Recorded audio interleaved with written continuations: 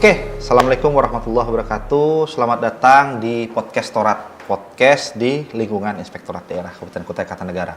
Kali ini kita akan bahas lagi tema yang menarik di kesempatan episode kali ini. Nah, saya perkenalkan dulu, saya lagi bersama dengan Kasubag Umum Ketatalaksanaan dan Kepegawaian sebelah Pak Hasmiana. Selamat sore. Pagi, Pak. Pagi. Gimana Pak? Apa kabar Pak Yana? Alhamdulillah sehat. Oke, ini gimana Pak? Aktivitas di inspektorat nih seperti apa sih sebenarnya kali ini? Kalau inspektorat aktivitasnya kita di sekretariat tentu kurang lebih sama lah dengan perangkat daerah lain ya. Jadi tugasnya lebih kepada fasilitasi pelaksanaan tugas pokok dan fungsi pengawasan di inspektorat. Oh, kalau di inspektorat sendiri Pak Yana udah berapa lama Pak di sini Pak? Inspektorat sudah lama ya. Jadi saya dari tahun 1999 sampai dengan sekarang. Warga asli Pak ya? Lahir dan besar di inspektorat bisa dibilang seperti itu. Jadi dari dulu memang sudah di sekretariatan Pak? Apa pernah sebagai jabatan fungsional juga, sebagai auditor atau seperti apa Pak? Oh, belum. Jadi kebetulan saya memang dari awal di sekretariat dan belum ke fungsional ya, belum ke jabatan fungsional. Oke. Sekarang kemarin kita kan di episode yang lalu Pak, kita waktu introduce podcast Torat, kita berbincang dengan Pak Inspektur itu. Beliau kan mengutarakan banyak tuh hope dan harapan beliau terkait perkembangan apalagi di lingkungan inspektorat sebagai insan pengawas. Nah, di sini beliau mengutarakan bahwa pentingnya dukungan teknologi Pak ya sebenarnya di dalam proses penyelenggaraan manajemen di inspektorat. Itu seperti apa Pak dari kesekretariatan sendiri untuk merespon harapan beliau? Ya, ini juga salah satu tugas kami ya, PR buat kami juga, yang mana Pak Inspektur di beberapa kesempatan memang menyampaikan bahwa dengan perkembangan teknologi, inspektorat juga harus berbenah untuk bisa bagaimana dalam proses pelaksanaan pengawasan juga didukung dengan teknologi, sehingga tentu dengan teknologi ini harapan Pak Inspektur adalah di mana kendala-kendala yang kita hadapi saat ini juga inspektorat terbatas pada ketersediaan SDM ya atau aparatur pengawas, sehingga harapannya dengan teknologi Pak Inspektur berharap ini salah satu solusi yang bisa dilakukan oleh inspektorat dalam pelaksanaan tugas pokok dan fungsi pengawasan yang memang kalau dilihat dari jumlah objek pengawasan dan tugas-tugas mandatori yang harus diemban inspektorat itu cukup banyak dan luas ya gitu. Dan apalagi kemarin juga disebut terkait perubahan paradigma APIP sendiri Pak. Ya. Artinya berarti inspektorat sudah mengemban sebuah amanah besar yaitu sebagai quality assurance. Ya. Dan peran dari sisi consultingnya seperti itu. Berarti menuntut inspektorat sudah mulai peningkatan yang luar biasa Pak ya, seperti itu. Ya, jadi saat ini tentu inspektorat juga kan sedang berbenah bagaimana kita juga berupaya untuk memenuhi kebutuhan SDM aparatur pengawas kita.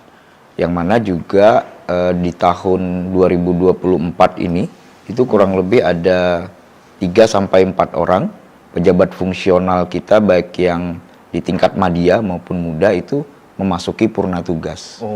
Nah, maka ini juga menjadi PR bagi inspektorat daerah untuk bagaimana memenuhi kebutuhan daripada SDM pengawas kita ya, aparatur pengawas kita. Selain itu tentu juga peningkatan kompetensi melalui diklat-diklat substantif, melalui diklat-diklat sertifikasi. Ini harapannya juga bisa meningkatkan kompetensi dari aparatur pengawas kita. Wow, lumayan berat juga ya tugas di sekretariatan Pak ya? Ya, dan memang untuk peningkatan SDM itu kegiatannya adanya di sekretariat ya, kebetulan ada di subbagian umum Ketatalaksanaan dan Kepegawaian, di mana kita harus juga mempersiapkan setiap tahunnya peta kompetensi, kemudian agenda rencana peningkatan SDM sampai pada tahap realisasi SDM-nya. Nanti itu juga menjadi bahan evaluasi kita untuk perencanaan peningkatan SDM tahun depannya. Oke, mungkin gini Pak, dari tadi apa informasi yang Bapak sampaikan tadi kan itu sebenarnya sekelumit tugas dari bidang sekretariatan. Ya. Kemudian akses terhadap pekerjaan itu sebenarnya akan berdampak pada arsip sebenarnya, dokumentasi. Ya. Lalu seperti apa inspektorat atau Pak Hasmiana sendiri menghadapi tantangan terkait arsip ini sendiri, Pak? Ya, inspektorat daerah juga punya arsip ya. Kalau bicara arsip Ya, ini betul. memang ini bukan hanya persoalan yang ada di inspektorat ya. Benar. Memang hampir di seluruh perangkat daerah arsip ini memang menjadi concern saat ini, Iya. terutama dengan telah ditetapkannya penatausahaan kearsipan itu menjadi perjanjian kinerja eselon 2 ya bersama Pak Bupati, maka semua perangkat daerah juga saat ini sedang berbenah, terutama terkait dengan penatausahaan arsip. Lalu bagaimana di inspektorat sendiri? Inspektorat sendiri itu juga punya PR terkait dengan kearsipan, yang mana kami juga menerima warisan ya. Ya, Jadi menerima warisan arsip statis, arsip yang dalam kondisi kacau, bisa dibilang seperti itu. Namun demikian, alhamdulillah untuk tahun ini insya Allah dokumen arsip inspektorat yang sejak inspektorat berdiri gitu ya sampai dengan saat ini sudah bisa kita rapikan. Nah, insya Allah tahun ini bisa selesai. Selain itu tentu ada hal yang juga harusnya menjadi perhatian kami ya, terutama saya, yang mana arsip ini merupakan bagian dari TUSI. Iya. Kalau berdasarkan SOTK Perbub 43 tahun 2021, salah satu tugas fungsi saya adalah terkait dengan kearsipan. Nah, upaya-upaya yang kita lakukan bagaimana agar tidak terjadi lagi ya gitu penumpukan dokumen arsip, maka harus ada sebuah upaya, harus ada sebuah gerakan yang sifatnya masif. Jadi begini, apakah SDM kearsipan atau pegawai di lingkungan inspektorat daerah Kutai Kartanegara ini pernah dilakukan peningkatan SDM-nya terkait bidang kearsipannya?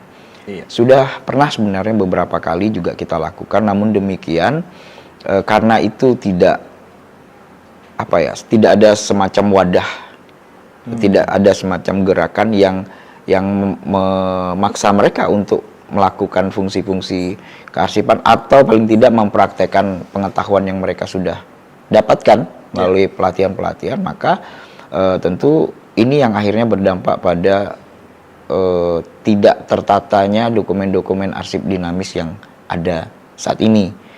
Maka dari itu kami punya sebuah gerakan namanya, kami beri nama Saja Bersari gitu ya, atau gerakan 1 jam bersama arsip setiap hari. Nah, paling tidak ini bisa menumbuh kembangkan kepedulian dari pegawai-pegawai kita selaku pencipta arsip tentu dalam menata usahakan dokumen-dokumen dan arsip yang mereka ciptakan gitu. Oke, ini menarik Pak. Tadi sudah disampaikan terkait bagaimana kita melakukan treatment Pak, terhadap arsip yang selama ini memang harus ditata usahakan atau di treatment lah di inspektorat. Namun saya yakin dan bahwa masih banyak kawan-kawan juga di luar sana, bahkan yang menonton atau mendengarkan podcast ini sendiri masih belum memahami pentingnya kearsipan, arsip gitu, Pak. Kalau dari perspektif Pak Hasmiana sendiri, kenapa sih arsip itu sekarang tuh menjadi sangat penting? Karena bagi saya yang awam juga misalkan Pak, merasa ya arsip ya biasa aja, itu kan berkas yang kita kerjakan, udah tinggal udah clear seperti itu. Clear gitu ya. Nah, jadi kalau menurut Pak Hasmiana kenapa sih jadi sepenting ini? Iya. Jadi kalau bisa dibilang arsip itu adalah memori ya. Oke. Memori bangsa, kemudian itu adalah histori dari sebuah organisasi gitu. Jadi arsip itu akan menceritakan tentang perkembangan organisasi itu, tugas pokok dan fungsinya seperti apa. Bahkan kalau misalnya seperti di inspektorat itu perubahan nomenklatur SOTK itu juga ada di situ. Misal kalau inspektorat dulunya adalah inspektorat wilayah namanya. Itu Lalu ya inspektorat wilayah kabupaten ya. Kemudian dia berubah menjadi badan pengawas kabupaten. Lalu berubah lagi menjadi inspektorat daerah kabupaten. Nah, itu semuanya itu adalah memori perjalanan dari inspektorat gitu ya, dari masa ke masa. Jadi informasinya tentang bagaimana inspektorat wilayah itu dulunya, kemudian bagaimana badan pengawas itu, apakah fungsinya sama, apakah susunan organisasi, struktur organisasinya sama atau tidak. Ya, itu semuanya informasinya itu ada dari dokumen-dokumen itu. Jadi dokumen-dokumen itu sebenarnya bisa menceritakan, memberikan informasi kepada kita tentang sebuah organisasi dari masa ke masa. Gitu. Jadi selain itu, arsip ini kan menjadi bahan pengambilan keputusan. Jadi arsip yang baik, arsip yang ditata dengan baik sesuai dengan kaidah-kaidahnya, sesuai dengan amanah Undang-Undang Nomor 43 Tahun 2029 tentang kearsipan, kemudian menjadi pengambilan keputusan. Jadi dokumen yang bisa menjadi pengambilan keputusan oleh pimpinan, gitu. Oke, gini Pak, saya ini udah mulai tertarik nih dan sedikit terbuka wawasan saya terkait arsip Pak ya. Kemudian kalau di inspektorat sendiri kan Pak ada beberapa bidang selain kesekretariatan sendiri kan ada terbagi juga jadi unit kerja Pak ya. Iya. Salah satunya mungkin ada inspektur pembantu. Ya. Kemudian apakah tanggung jawab arsip ini tersentralize pada kesekretariatan atau seperti apa Pak? Ya, jadi kalau di bidang kearsipan ya itu ada namanya unit kearsipan perangkat daerah ya. Gitu. Unit kearsipan perangkat daerah itu ketua unit kearsipannya adalah sekretaris. Oh gitu Pak. Sekretaris. Lalu untuk sekretarisnya itu biasanya kasubag umum. Kebetulan di inspektorat ya saya lah jadi sekretarisnya ya kan. Nah, unit kearsipan ini nanti dia mengkoordinasi seluruh unit pengelola dan pencipta arsip. Nah, itu yang ada di unit-unit kerja. Ada di bidang-bidang kalau di perangkat daerah ya, kalau di inspektorat itu ada sekretariat sendiri, kemudian ada inspektur pembantu wilayah 1, 2, 3, dan 4. Nah, itu masing-masing unit kerja yang ada unit pengelola dan pencipta arsipnya. Biasanya disebutnya UPPA ya. Nah, UPPA ini adalah unit yang mengelola dokumen arsip yang ada di satu unit kerja. Nah, sementara unit kearsipan, dia yang bertugas untuk mengkoordinasi semua unit UPPA yang ada di inspektorat. Oh, seperti itu. Jadi dia tidak semuanya dikelola oleh subbagian umum, tidak. Justru jadi justru seperti saya sekretaris unit kearsipan. Selain saya juga sebagai ketua UPPA sekretariat, saya juga harus mengkoordinasi UPPA yang ada di bidang-bidang seperti itu. Oh, wow, ternyata arsip nggak ringan juga Pak ya, seperti yang digambarkan. Kemudian di inspektorat sendiri terkait treatment itu, seoptimis apa Pak untuk menyelesaikan masalah arsip yang ada itu?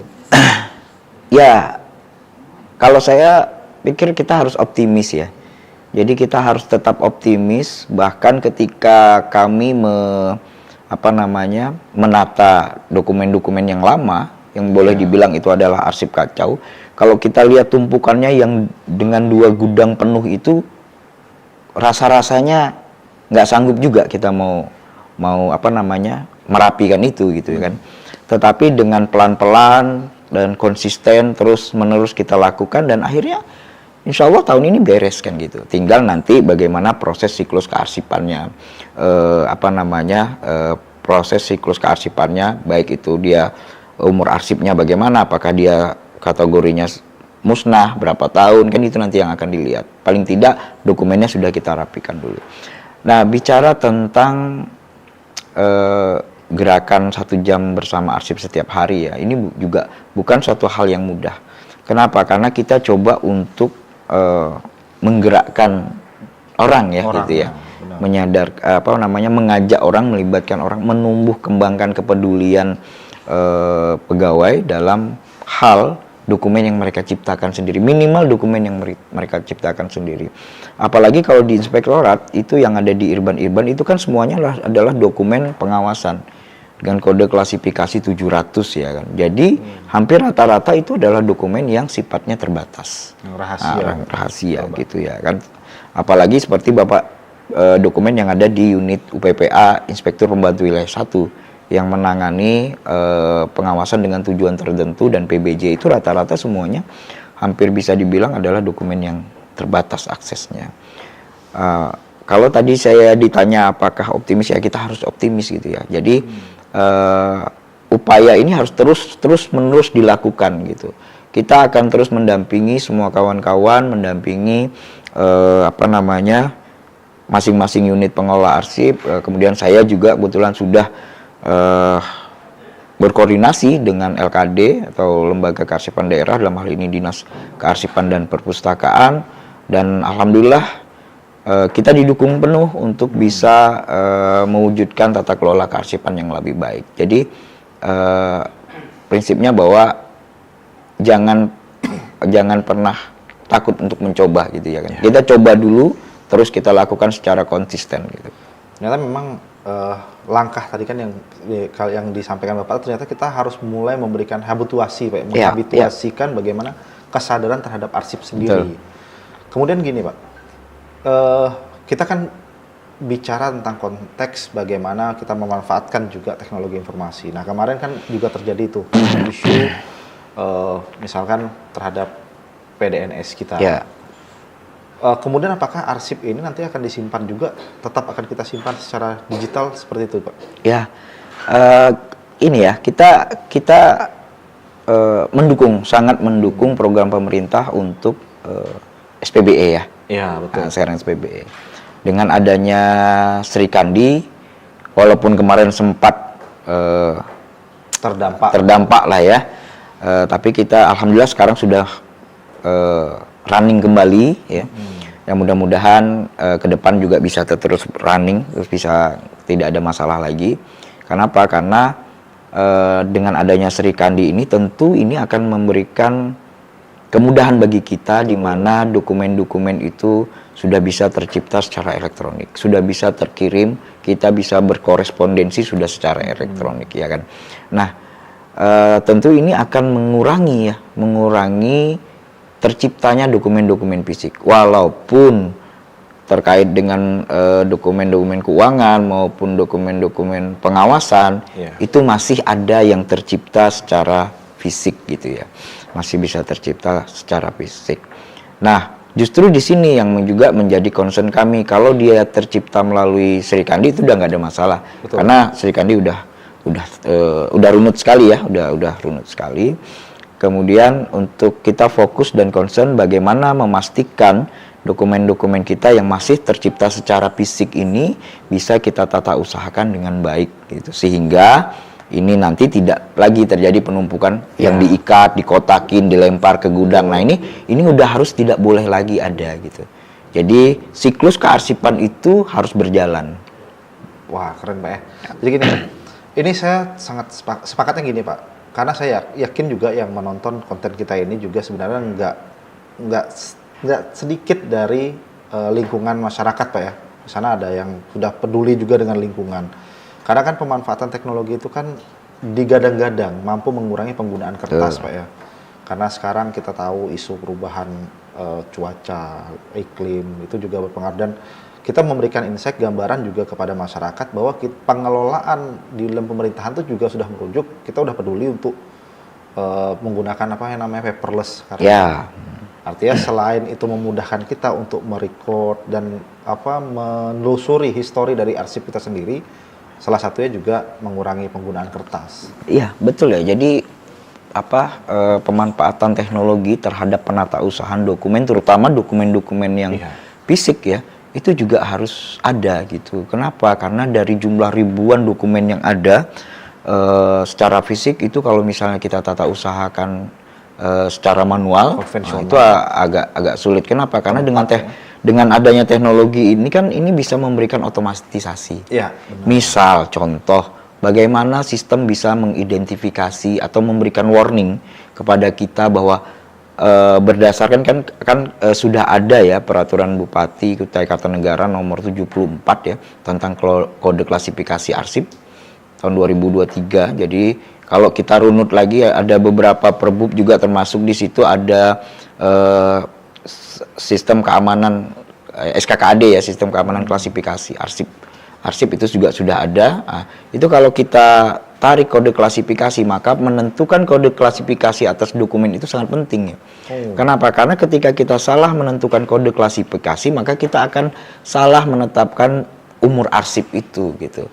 Oh, karena di masing-masing kode klasifikasi itu. Iya, betul. Jadi ketika itu ditarik, maka dia sudah ada. Dia berapa tahun dia aktif ada di center file, kemudian dia berapa tahun keberapa harus pindah ke record center. Nanti dilihat lagi apakah dia permanen atau musnah. Tahun keberapa dia harus dipindahkan, tahun berapa dia harus dimusnahkan. Nah, ini yang tadi saya katakan bahwa ini adalah siklus kearsipan yang harus jalan. Kenapa kita selalu dihadapkan pada penuhnya gudang-gudang arsip kita gitu ya, betul. Karena siklus kearsipan ini nggak jalan gitu, sehingga itu bertumpuk. Nah, dengan adanya teknologi sebenarnya ini akan mempermudah kita.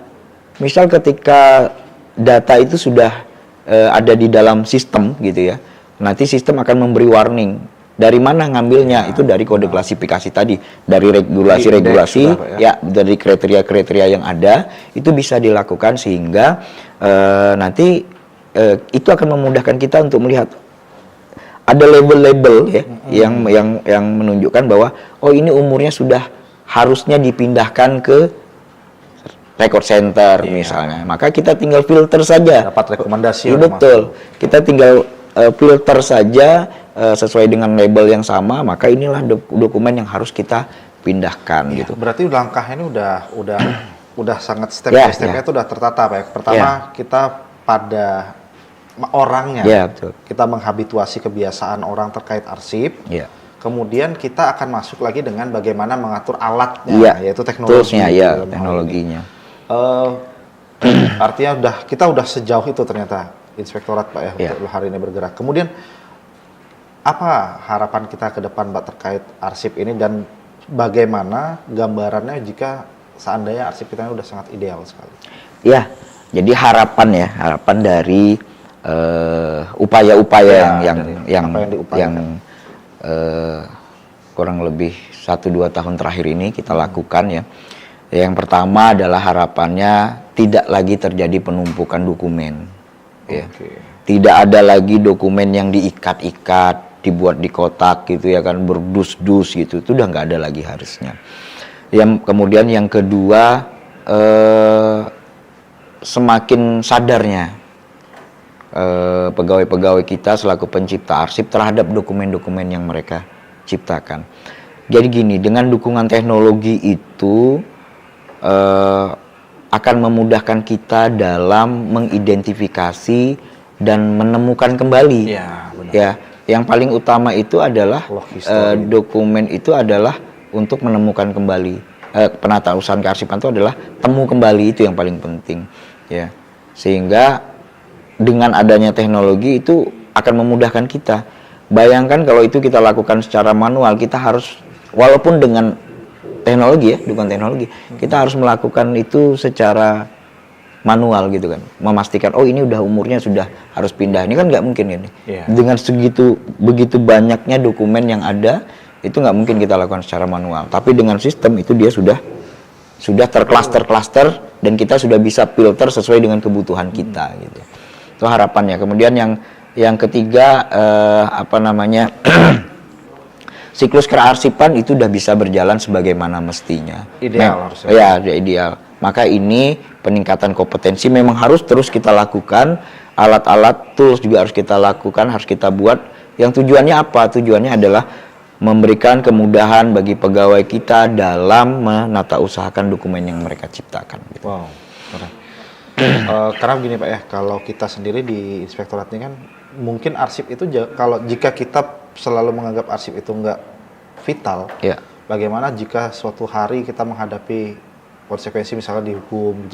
Arsip itu kan juga jadi bagian yang sangat penting. Betul, dokumen betul. itu untuk bisa menjawab hal-hal yang dimaksud. Jadi langkah-langkahnya udah sejauh itu dan kita sudah punya treatment yang luar biasa. Betul. Artinya yang di sini sebenarnya pesan yang kita bisa dapatkan dari apa yang kita diskusikan ini kepada audiens Pak ya, penonton podcast Torat itu bahwa kita memberikan gambaran bagaimana sih pentingnya arsip itu sendiri dan bagaimana kita yang sebagai OPD pencipta arsip itu juga melakukan treatment terkait mengatasi permasalahan-permasalahan arsip yang sudah muncul di kita hadapi sendiri. Ya pasti berdampak juga terhadap pelayanan kita Pak ya. Betul. Kalau arsip itu. Betul. Penata usahaan dokumen yang baik itu adalah bagaimana dokumen itu bisa ditemukan kembali, yang seperti tadi contoh kalau misalnya ada terutama di inspektorat ada kasus-kasus yang mungkin itu juga harus dilihat hasil pemeriksaan kita misalnya, maka ini akhirnya menjadi sangat penting gitu. Dan bayangkan bagaimana jika dokumen yang diperlukan itu nggak ketemu gitu ya kan, atau nggak terbaca atau misalnya ada ditumpukan tuh, itu yang kita hindari dan harapannya kondisi ini nggak terjadi gitu. Oke, keren. Terakhir Pak, artinya jika program ini semua berjalan, tadi kan yang dilakukan oleh Pak Hasmiana sendiri, apa mungkin nih untuk bisa bagaimana untuk menggaungkan yang dilakukan ini Pak? Gerakan tadi ya? Gerakan tadi, karena kan ini kan kita masih melakukannya secara inspektorat, secara lokal. Apakah ada treatment keluar seperti itu? Gerakan ini baru kita coba untuk kita laksanakan sebagai harapannya ini sebagai upaya, sebagai solusi agar tidak terjadi lagi penumpukan dan kesadaran pegawai terhadap dokumen yang mereka ciptakan itu bisa lebih baik gitu ya. Bahwa apakah ini nanti mungkin bisa direplikasi atau tidak ya, saya belum sejauh itu ya.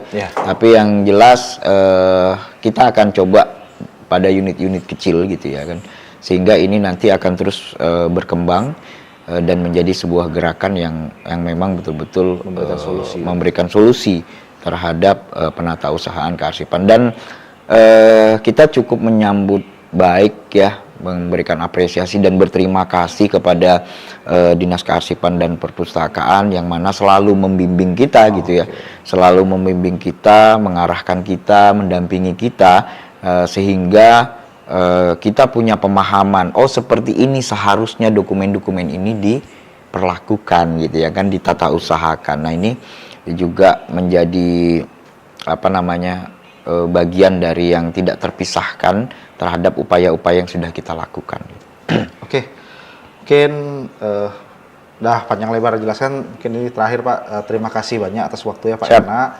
Artinya kawan-kawan, apa yang kita sampaikan tadi adalah kita memberikan gambaran insight terkait bagaimana dan peran pentingnya arsip di dalam dunia yang kita tata kelolakan Pak ya. Pentingnya arsip lah. Mungkin itu dulu Pak Yana, terima kasih atas waktunya dan sampai jumpa di podcast Torat di kesempatan episode berikutnya. Terima kasih, salam.